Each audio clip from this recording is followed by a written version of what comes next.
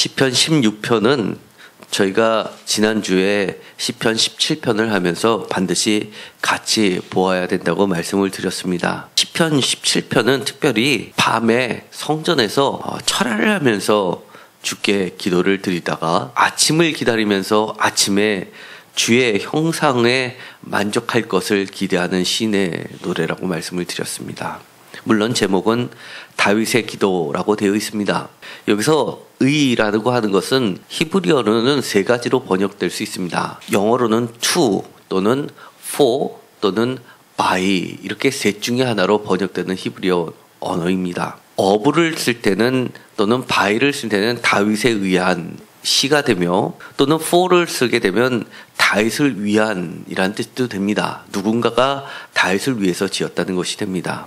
그리고 to라고 한다면 다윗에게 바쳐진 이런 뜻도 될 수 있습니다.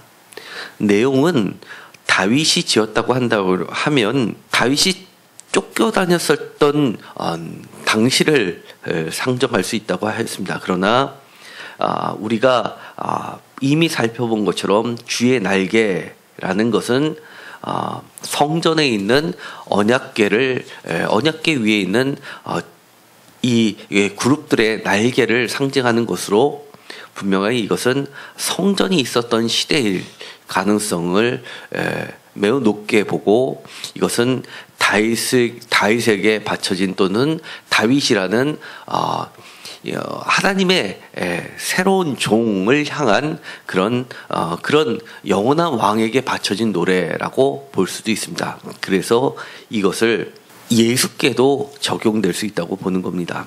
오늘 읽었었던 말씀 16편은 마찬가지로 다윗의 믹담이라고 되어 있습니다. 이 믹담이라는 것은 표준세 번역에 보면 니은되어 있고 각주의 문학 또는 음악 용어라고 되어 있습니다. 이 시편의 여러 가지 용어들 중에서 여러 가지 것들이 나오는데 믹담이라는 것은 아무래도 시편이라는 것이 음악적 제2의 한 부분이었기 때문에 어떤 음악적 용어일 가능성이 높습니다. 정확하게 그 뜻은 지금 모릅니다. 그러나 여러 가지를 추정하건대 그 중에 하나가 어떤 음악적 용어일 가능성이 있다는 것과 또 하나는 비문에 들어가 있는 새김글이라는 견해도 있습니다. 새겨진 그리고 영원히 기록에 남겨지는 어떤 글로서 볼 가능성이 있는 겁니다. 우리가 무덤에서 비문에 보면 그 사람을 대표할 만한 어떤 것을 짧은 가장 좋아하는 시라든지 그 사람의 인생을 담아내는 것이라든지 이런 짤막한 것을 새겨놓는 것들을 우리 흔히 볼 수 있습니다. 그런 내용일 가능성이 있다고 보는 겁니다. 그리고 이것은 마찬가지로 시편 17절에 있는 것, 17편에 있는 것처럼 다윗의 기도라고 다윗의 믹담이라고 되어 있지만 이것은 다윗이 지었다기보다는 마찬가지로 이것은 다윗이라기보다는 제3자일 가능성이 있습니다. 특별히 여기에 있는 내용 하나님께서 줄로 6절에 보면 내게 줄로 재어준 구역은 아름다운 곳에 있으며 나의 기업이 실로 아름답도다 라고 하는 이 표현 그리고 항상 주님을 내 앞에 모십니다 라는 8절 내가 여호와를 항상 내 앞에 모시며 라고 하는 이 표현으로 봐서는 아마 주의 성전에 날마다 봉사하는 사람들일 가능성을 학자들은 중론으로 보고 있습니다. 아마 레위인 자손일 가능성이 있는 겁니다.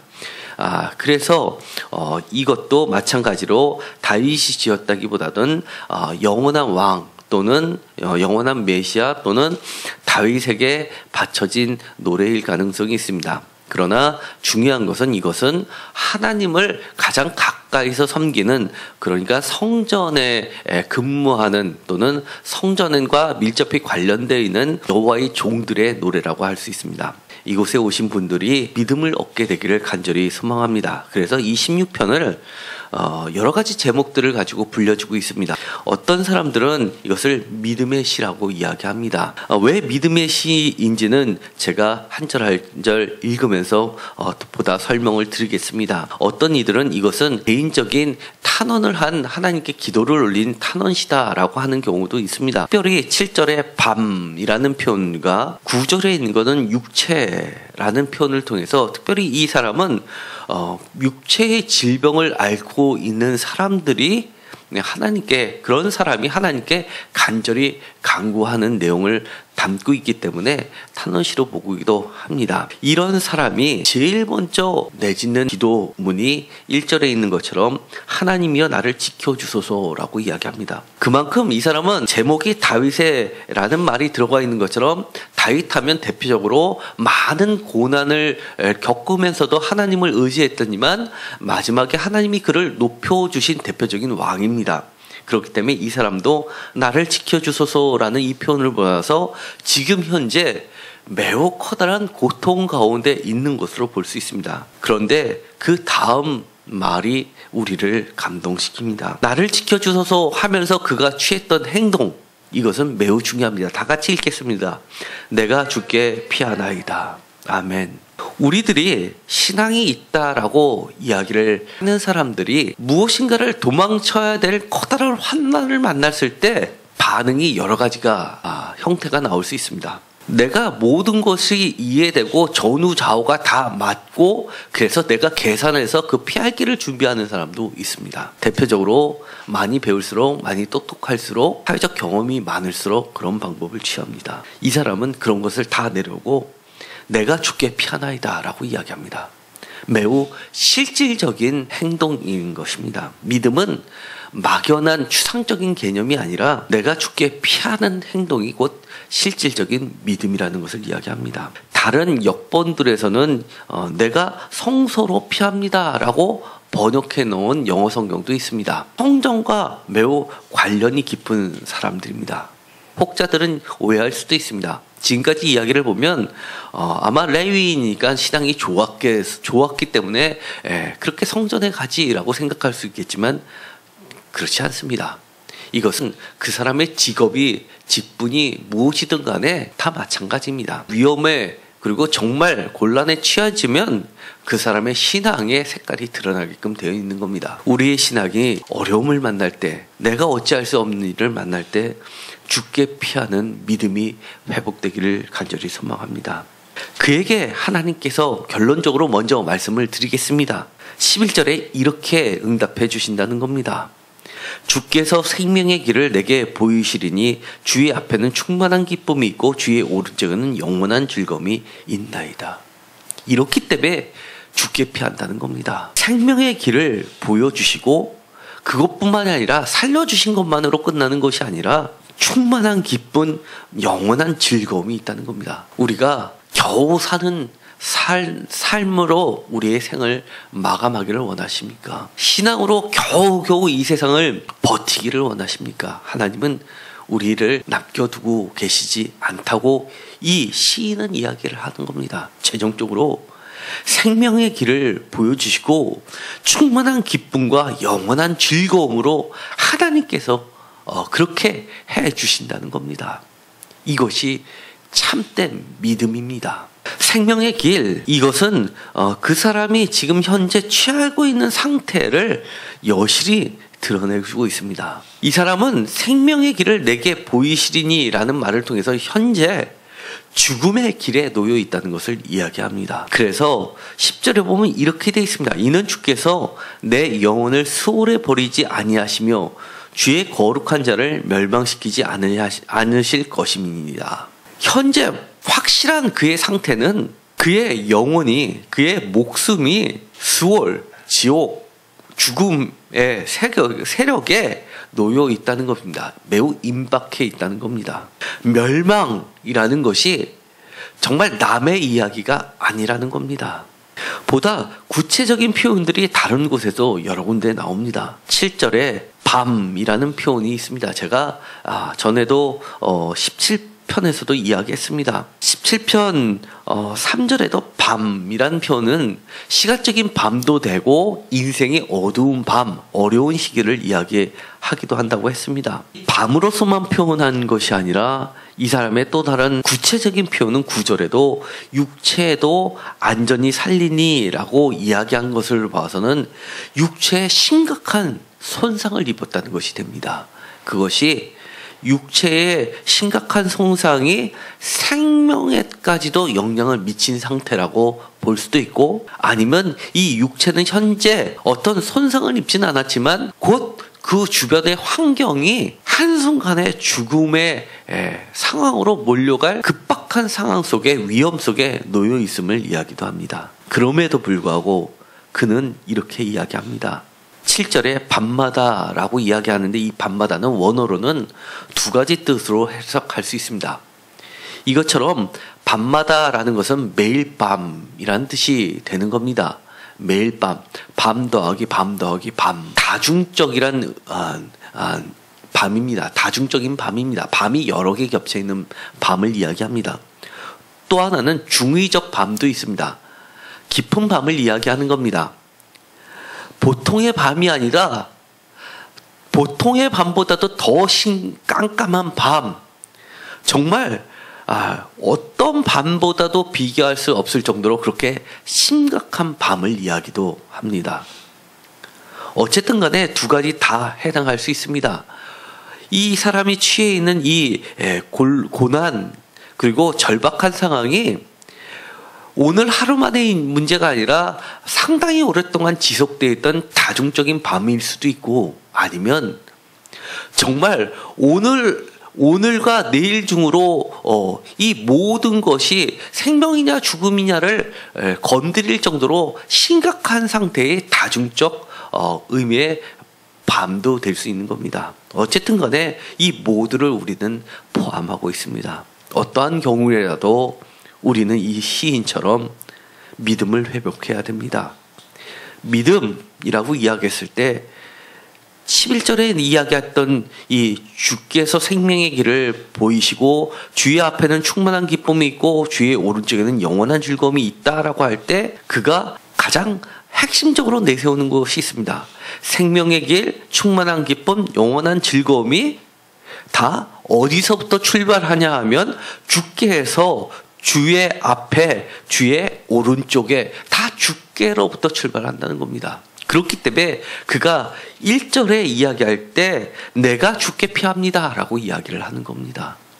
우리가 물건을 찾을 때 잃어버린 곳에서 가서 찾아야지 찾지, 엄한 곳에 가서 찾으면 찾을 수 없는 것처럼 그는 모든 것의 근원이신 주께 매달리고 있습니다. 그렇기 때문에 이 시를 믿음의 시라고 이야기를 하는 겁니다. 주께 있는데 그가 갖고 있는 믿음의 색깔이 분명하게 드러납니다. 2절에 있습니다. 주밖에는 나의 복이 없다라는 겁니다. 유일신 오직 한 분 하나님에 대한 신앙을 갖고 있습니다.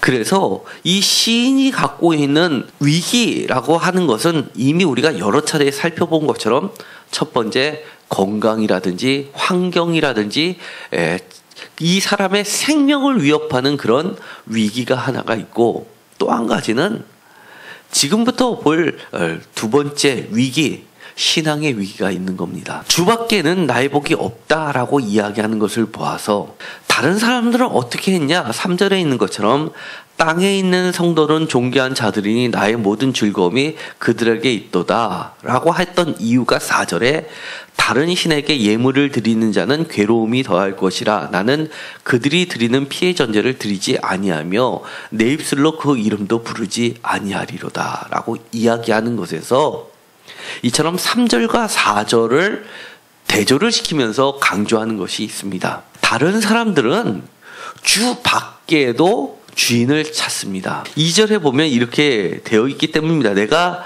여호와께 아뢰되 주는 나의 주님이시오니 주는 나의 주님이십니다 라고 고백하면서 했던 거, 주 밖에는 나의 복이 없다라는 겁니다. 주 밖에는 주인이 없다, 내 삶의 주인이 없다라고 하는데 다른 사람들은 어떻게 했냐면 주님은 나의 주님이시다 더하기 다른 것에도 나의 삶을 움직이는 주인이 있다라고 믿고 있었던 겁니다. 그런데 이 사람은 철저하게 세상 풍조를 따르지 않고 있는 겁니다. 그렇기 때문에 이 사람은 더 외롭고 다른 사람이 볼 때는 미련하다고 하고 지혜롭지 못하다고 하고 왜 그렇게 어리석냐라고 할 그런 어려움도 포함되고 있다는 겁니다. 4절에 보면 다른 신에게 예물 드리는 자는 이라고 이야기하면서 그가 소원을 하는 예언을 하는 것이 있습니다. 괴로움이 더할 것이다. 그들이 드리는 피해 전제 그리고 그들이 입술로 부르는 다른 신들의 이름 나는 그런 것들을 따라하지 않겠다는 겁니다. 그렇게 사람들이 하는 이유는 거꾸로 그렇게 해야지만 괴로움이 경감 덜해질 수 있기 때문에 그렇게 하는데 너는 왜 그러느냐라고 하는 것으로 들리기 때문입니다. 그런데 이 원어에는 4절에 보면 우리가 개역 개정에도 성경에 보면 성경에 따라 약간의 차이가 있는데 혹시 이런 성경이 있나요? 다른 신에게 예물을 드리는 자는 에서 신 앞에 작은 글씨로 되어 있습니다. 다른은 보통 글씨로 되어 있고 신은 매우 절반 크기의 작은 글씨로 있고 에게 예물을 드리는 자는 이렇게 되어 있습니다. 사실 원문에는 신이란 말이 없고 다른 것에라고만 되어 있습니다. 그래서 이 2절하고 주는 나의 주님이시여 주밖에는 나의 복이 없다라고 하는 말하고 이 4절하고 연관을 지어서 신이라는 말을 더해서 의역을 해놓고 있습니다. 그러나 저는 오히려 원문 그 자체가 원뜻을 더 잘 살린다고 보는 입장입니다.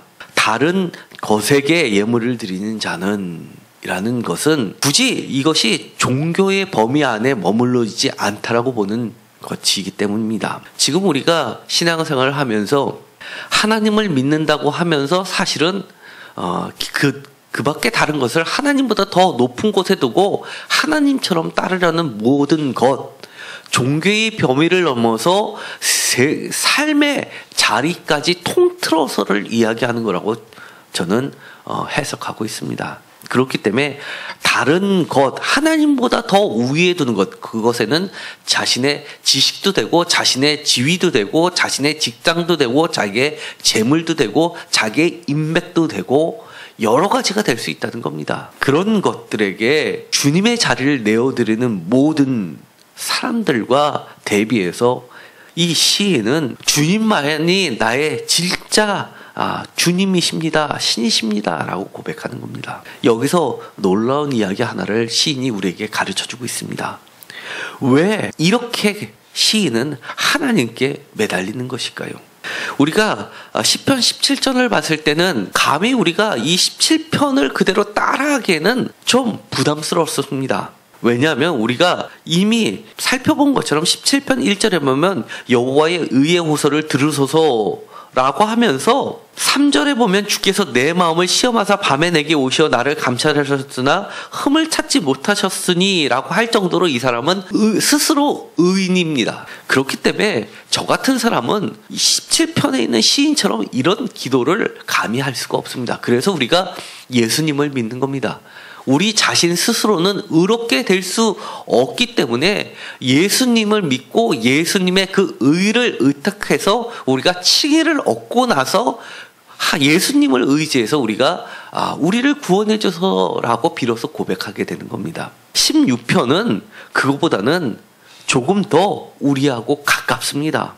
이 사람이 하는 것은 내가 의인이기 때문에 나를 사탁지 뒤져도 잘못을 찾지 못했기 때문에라고 이야기하는 것이 아니라 정말 단순하면서도 무식하게 주밖에는 나의 복이 없기 때문에 주께 매달리는 그것 하나 때문에 생명의 길을 내게 보이신다는 겁니다. 얼마나 솔직하고 우리랑 비슷합니까? 왜 이럴 수 있는지 우리가 반드시 기억해야 됩니다. 그래서 이것을 믿음의 장이라고 할 수 있는 겁니다. 대표적으로 이와 비슷한 것이 히브리서 11장 6절에 있습니다. 이 시인이 이야기하고 있는 이 하나님에 대한 본인의 믿음, 이것은 히브리서 11장 6절에 보면 우리가 잘 해석할 수 있습니다. 잠깐 보도록 하겠습니다. 히브리서 11장 6절입니다. 믿음이 없이는 하나님을 기쁘시게 하지 못하나니 하나님께 나아가는 자는 반드시 그가 계신 것과 또한 그가 자기를 찾는 자들에게 상 주시는 이심을 믿어야 할지니라. 아멘. 왜 뜬금없이 제가 갑자기 히브리서 11장 6절을 읽었는지 이 시편 16편과 도대체 무슨 관계가 있는지 잘 이해가 안 가시는 분들이 있을 겁니다. 히브리서 11장 6절에 보면 하나님께 나아가는 이유를 무엇이라고 이야기하냐면 믿음 때문이라고 이야기합니다. 믿음이 없이는 하나님을 기쁘시게 못하나니 그 믿음이 뭐냐고 하면 그가 계신 것과 또 한 가지를 이야기하는 겁니다. 우리가 반드시 신앙생활을 할 때 실질적인 믿음이 되려면 단순히 종교의 영역에 머무르는 것이 아니라 삶 전체의 영역으로 나아가는 데는 이것이 반드시 필요합니다. 또한 그가 자기를 찾는 자들에게 무엇 주시는 분? 상 주시는 이심을 믿어야 할지니라. 이것이 이 히브리서가 이야기하는 믿음입니다. 이 믿음의 범위를 어디까지 이야기하냐면 5절에 보면 이렇게 얘기합니다. 믿음으로 에녹은 죽음을 보지 않고 옮겨졌으니 하나님이 그를 옮기심으로 다시 보이지 아니하였느니라. 그는 옮겨지기 전에 하나님을 기쁘시게 하는 자라 하는 증거를 받았느니라. 이 6절을 이야기하면서 이 히브리서 저자는 무엇을 이야기하냐면 5절에 같은 믿음을 이야기하면서 죽음을 극복하는 이야기를 해주고 있습니다. 다시 시편 16편으로 돌아가겠습니다. 시편 16편에 이 사람이 이야기하고 있는 것 11절에 주께서 생명의 길을 내게 보이시리니 라는 말을 하고 있습니다. 제가 이미 읽었듯이 11절을 이야기할 때 반드시 10절과 관련을 시켰습니다. 이는 주께서 내 영혼을 수월에 버리지 아니하시며 수월은 지옥, 죽음의 세계를 이야기한다고 말씀을 드렸습니다. 이 죽음까지 극복해서 생명의 길로 바꾸게 하나님께서는 해주신다는 믿음을 갖고 있었다는 겁니다. 이 시편 16편의 저자는 어떤 믿음이냐면 히브리서 저자가 이야기한 것처럼 하나님이 계신 것을 믿는 믿음을 가졌고, 또 하나는 하나님은 자기를 찾는 이에게 상 주시는 분임을, 그것을 기뻐하시는 분이라는 것을 믿었다는 믿음을 가지고 있습니다. 그래서 죽음까지도 하나님을 찾는 자에게는 생명으로 바꿔주신다는 믿음을 갖고 있었던 겁니다. 육체도 안전히 살리니라고 이야기를 하는 겁니다. 얼마나 위대한 믿음입니까? 많은 사람들이 자신의 생명의 총각에 놓이게 되면 그때는 믿음이라는 영역보다도 의학이라는 영역으로 넘어갑니다. 때로는 과학이라는 영역으로 넘어가고 더 이상 우리가 할 것은 없다라고 포기해버리시는 분들이 상당히 많이 있습니다. 그러나 다시 한번 이 시인은 이렇게 이야기하는 겁니다. 주께서 생명의 길을 내게 보이시리니. 사실 이 10절과 11절은 이 신학에 있어서 지대한 영향을 미친 문구입니다. 특별히 우리가 아주 잘 알고 있는 구절이기도 합니다. 특별히 이 10절은 어디에서 나오는 말이냐면 사도행전 2장 31절에 나오는 말씀입니다. 사도행전 2장 31절에는 이렇게 되어 있습니다. 미리 본 거로 그리스도의 부활을 말하되 그가 음부에 버림이 되지 않고 그의 육신이 썩음을 당하지 아니하시리라 하더니라고 하면서 구약 성경 말씀을 인용하면서 예수님의 부활을 증명하는 것에 사용된 것이 바로 이 10편 16편 10절에 있는 말씀을 가지고 예수 그리스도의 부활을 증거하는데 초대교회에서 사용했던 겁니다.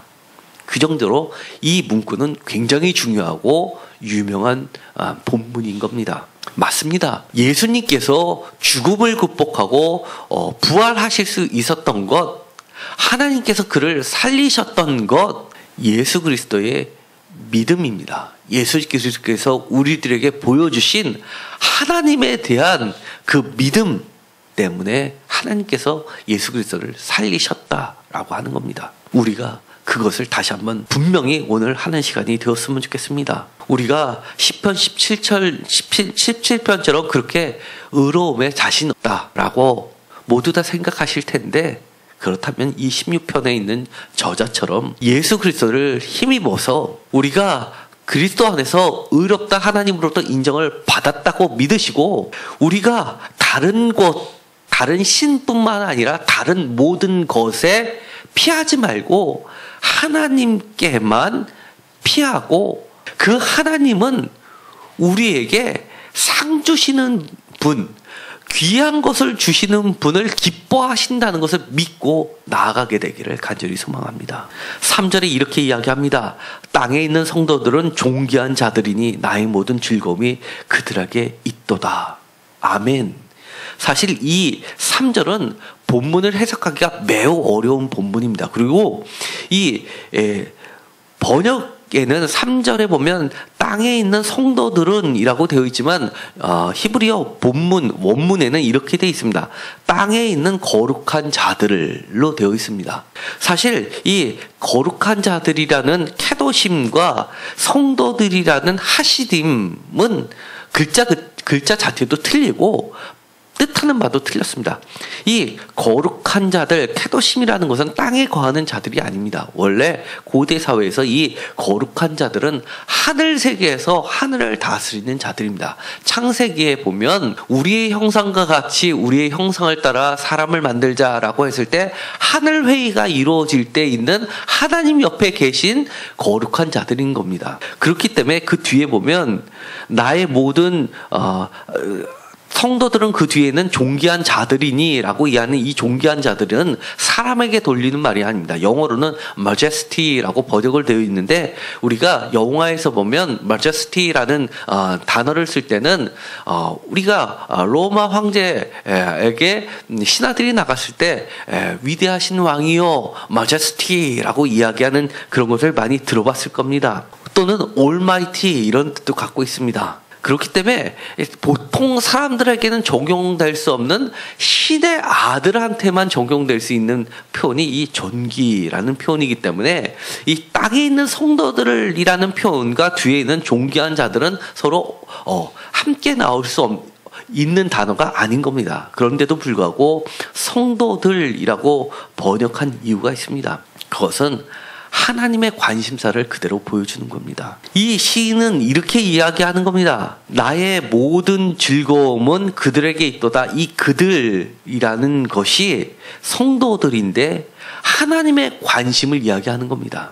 이 시인이 고백한, 시인이 피한 곳 주께라는 그 주님이라는 이 주님은 관심이 다른 데 있는 분이 아니라 바로 이 성도들에게 관심이 있으신 성도들에게만 관심이 쏠려 있고, 그리고 그 성도들에게 하나님을 찾는 자들에게 가장 존귀한 것으로 채우기를 기뻐하시는 분이라는 신앙 고백이 있는 겁니다. 그래서 이 3절을 보아서 우리는 왜 이 시인이 이처럼 10절에 있는 것처럼 죽음을 극복하고 부활로, 생명으로, 그 다음에 11절에 있는 것처럼 영원한 즐거움, 충만한 기쁨, 생명의 길을 하나님께 감히 간구할 수 있는지를 우리는 이해하게 되는 겁니다. 우리는 하나님에 대해서 어떠한 생각이 있습니까? 내가 하나님 말씀을 잘 믿을 때는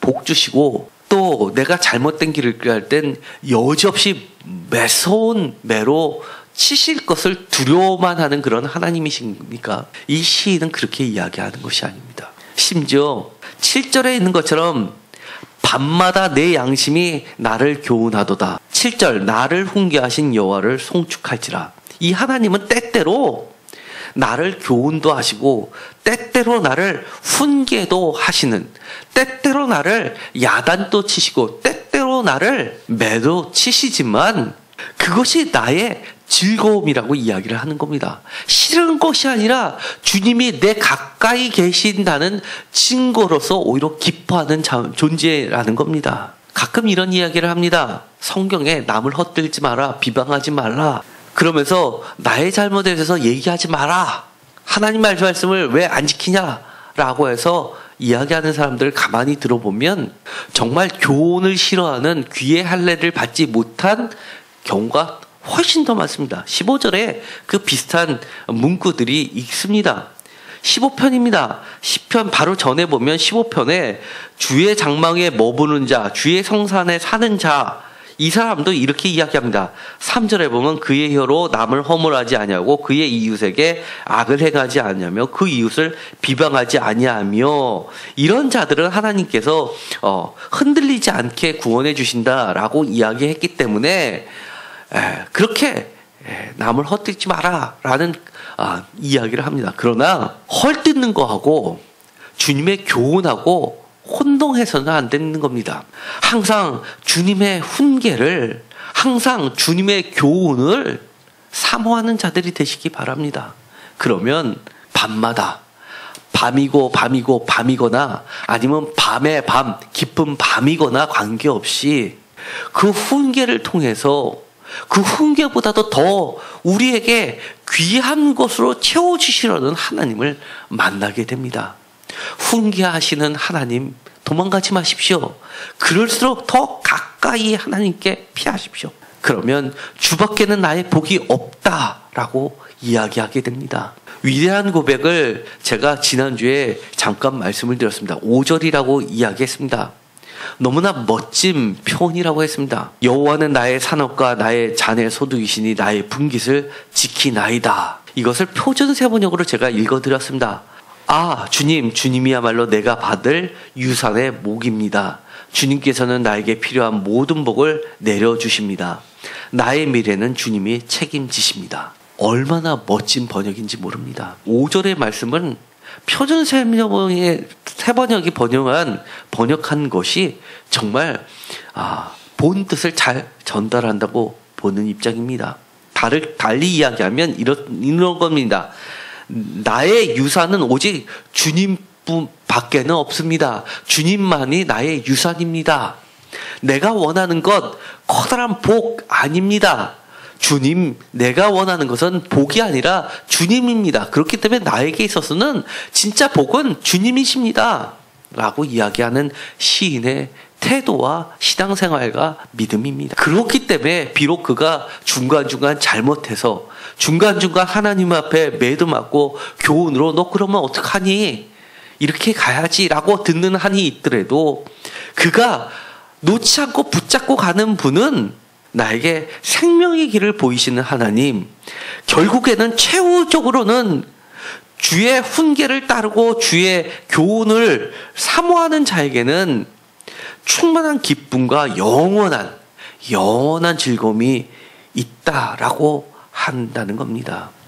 오늘 이 시간 정말 밤을 맞이해서 인생의 밤을 맞이해서 또는 이 시간 밤을 맞이해서 죽게 피하는 여러분들, 제가 분명히 이야기했습니다. 죽게 피하는 자들은 성소로 피하는 자들이라고 번역까지 했다고 했습니다. 이 성소로 정말 지금 바깥에 나가서 돌봐야 될 분들 많이 있을 줄 압니다. 가까이 있어야 할 분이 있는 줄 압니다. 그럼에도 불구하고 가까이 옆에 있는 것을 떨어져서 혼자서 이렇게 교회에 나오신 분들 분명히 그들을 위해서 기도하는 심정으로 왔으리라고 봅니다. 그러나 하나님께서는 그 심정들을 다 아신다는 겁니다. 그리고 하나님의 관심은 오직 이곳에 나온 여러분들에게 있다는 겁니다. 그런 하나님은 시편 17절에 보면 기이한 사랑을 나타내시는 하나님이고, 다르게 이야기하면 8절에 있는 것처럼 눈동자같이 지키시는 하나님이고 주의 날개 그늘 아래 감추시는 하나님이시다는 겁니다. 그런데 이 시인은 눈동자같이 지키시는 그 하나님을 향해서 그의 시선을 하나님께만 돌리고 있는 겁니다. 그래서 이 17편과 16편은 여러 면에서 같이 읽으면 우리의 신앙에 많은 도움이 됩니다. 이렇게 이야기합니다. 8절입니다. 내가 여호와를 항상 내 앞에 모시며 라고 이야기합니다. 그가 찾은 하나님은 뒤에 있는 하나님도 아니었습니다. 자신의 앞에 내 눈을 들어서 바라볼 수 있는 곳에 계신 하나님이었습니다. 하나님께서 17편에 눈동자같이 지켜주었다면 이제는 눈동자같이 지킴을 받는 자는 그의 눈동자를 하나님께 고정해야 된다는 것을 알려주고 있는 겁니다.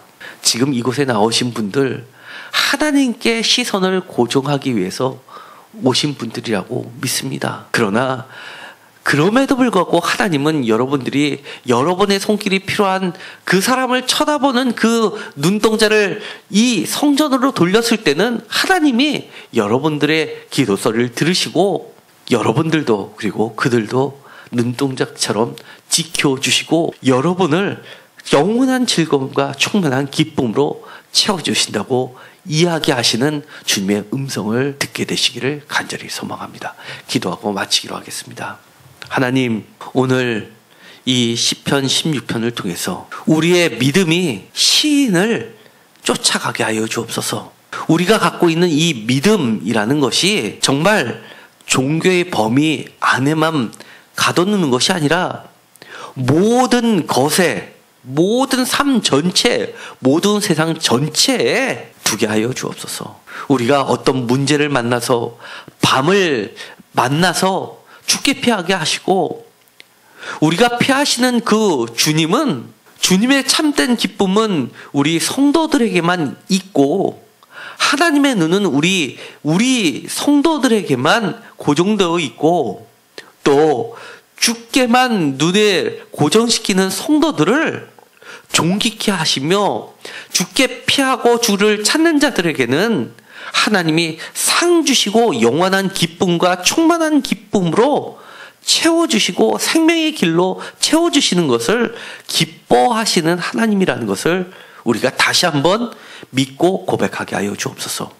우리가 부족해도 때로는 훈계하시는 하나님을 피해서 다른 것에 쫓아가지 않게 하시고 그럼에도 불구하고 하나님만을 쫓아가게 하여 주시고 하나님 밖에는 다른 것이 없습니다. 주님만이 나의 삶의 주인이십니다. 라고 고백하는 믿음의 기도를 올리게 하여 주옵소서. 정말 우리 인생을 맞이하여 우리가 어찌할 수 없는 밤이 찾아옵니다. 하나님, 우리의 질병을 고쳐 주옵소서. 우리의 신앙의 위기를 하나님께서 치료하여 주옵소서. 주께 교훈을 듣고 주와 함께 살게 하여 주옵소서. 예수 그리스도의 이름으로 기도드렸습니다. 아멘.